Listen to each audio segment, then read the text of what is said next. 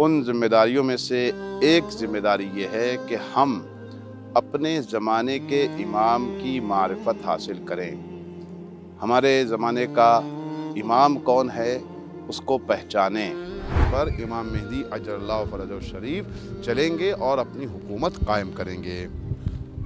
तीसरी रिवायत जो हमारे सामने है वो, अब हो सकता है कोई इंसान ये इश्काल करे, हम आपके सामने हर उस रिवायत को बयान करने की कोशिश कर रहे हैं जिसमें रसूलुल्लाह इमाम ज़माना अजरल्लाहु फरजहु शरीफ की सही सीरत को बयान किया गया है कि इमाम मेहदी क़ज़ावत जो करेंगे जनाब दाऊद के तरीक़े पे करेंगे।